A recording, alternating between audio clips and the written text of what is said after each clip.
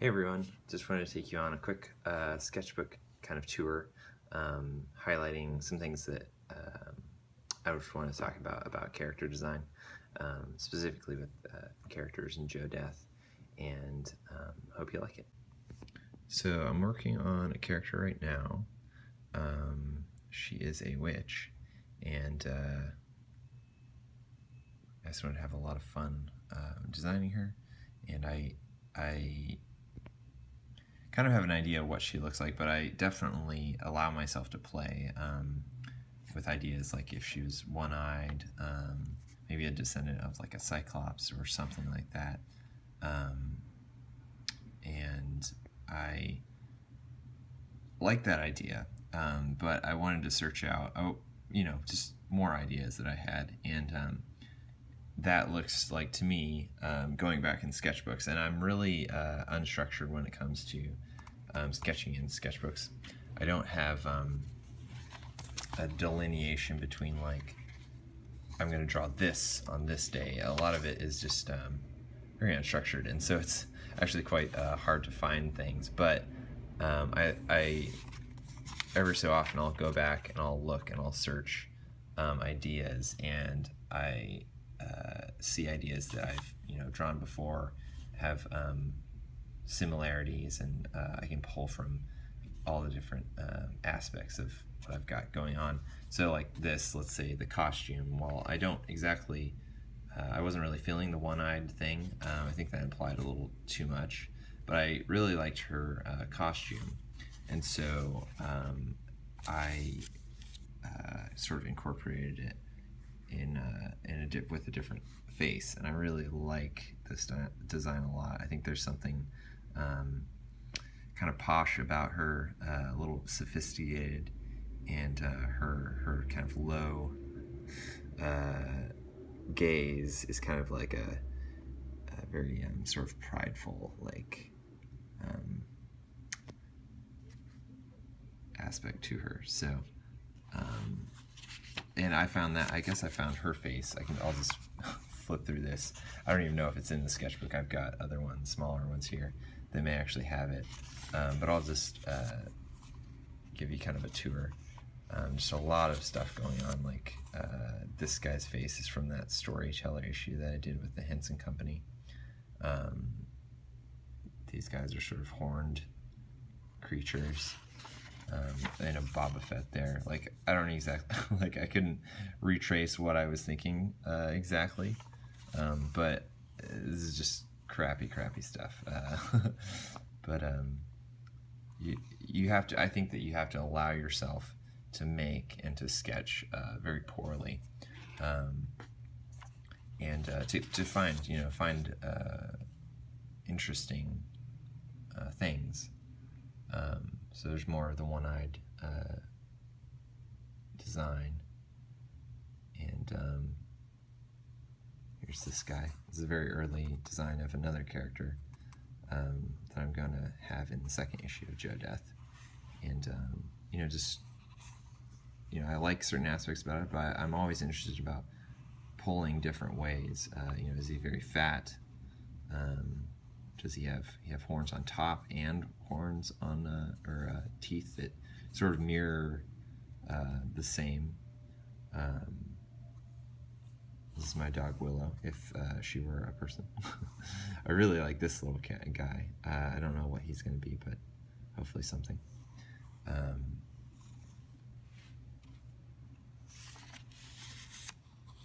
This is not my drawing, but a small a girl of a friend. She was like maybe 3 at the time, but she wanted to draw my sketchbook, and I was like, yeah, like, you're gonna mess it up. But I was like, it's a sketchbook. I really need to pull away from thinking that this stuff is precious. It's just a sketchbook, and maybe I'll have an idea. Who knows from her? But I actually tried to draw her, which was bad. But there it is, and there's a lot of ideas. I think when you're allowing yourself to have fun, I think maybe that's one of the things I'm most happy with my work when people say that they can tell that I'm having fun, and I really am. I wouldn't. I don't want to have anything other than fun. I don't want to design characters as if they're going to be in a movie or a live action movie or some sort of blockbuster thing. I want to design them to fit in my comic. And if a movie happens, like that'd be awesome. But honestly, I would really want it to be animated. So, I do think about that. And I'm not opposed to movies, but I prefer animation, and sometimes maybe 2D animation would be awesome. So I kind of, come at this stuff with that idea. These are some interesting faces. This was actually when I was sketching at I think it was Union Station in New York City, and I'm blanking on that. I'm thinking of, is that the right place? I don't know, some sort of like square with Shake Shack, the burger place, which was awesome. And Karen, my wife, and I had a burger, and I actually sketched in the crowd, as we're sitting there seeing a lot of people, and it really helped actually me to see things that I wouldn't normally draw. I don't know. I think artists have sort of a 4 or 5 good faces that they sort of all always revert back to. It's like a default. But when you're in a crowd and seeing different people, you'll notice stuff like this guy's almost closed eyes and real droopy sort of cheeks, and I really like that. And just fuzzy faces, odd haircuts. They're all fun, and they're all out there. I mean, especially in New York City, I gotta be crazy if I'm not going to sketch out there.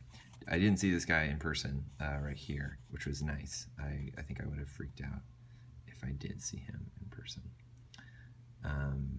But maybe I think it might have been inspired by, I don't think I saw her in person either.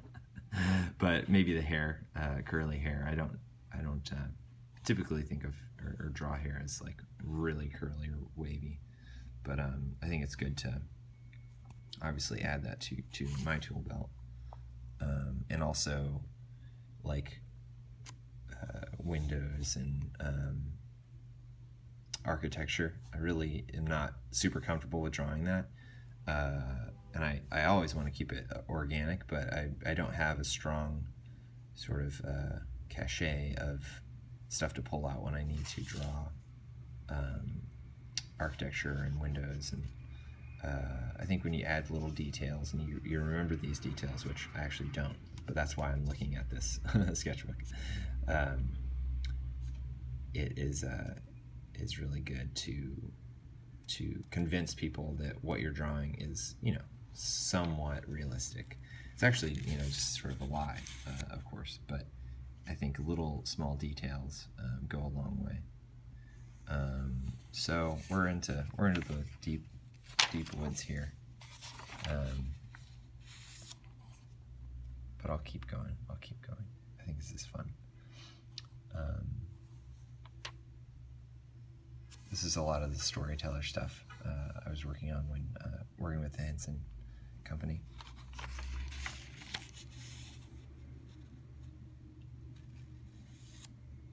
This is a character I'm really excited about, and I'm actually pitching him to publishers.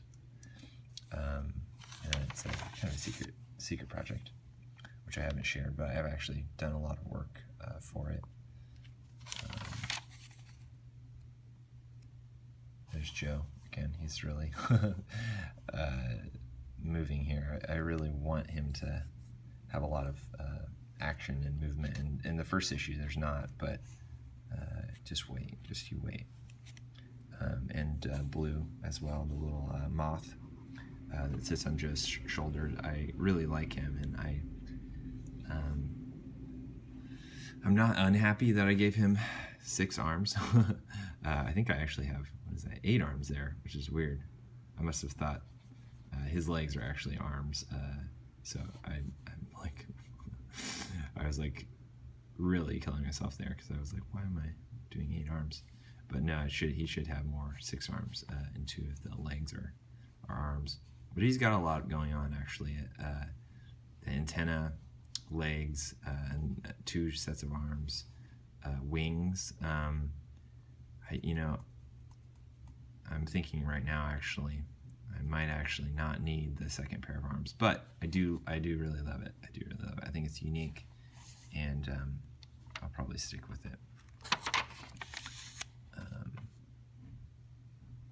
There's more Joe. Here's the Sneetches from Dr. Seuss. I really love Dr. Seuss, and maybe some of you can identify his influences on my stuff. But I really love how he's created a world that is unlike any other. He doesn't draw people like people look, but you obviously know that they're people because they maybe look a little less strange than his creatures. But I really like that vision, and I am trying to do that with my own work as well.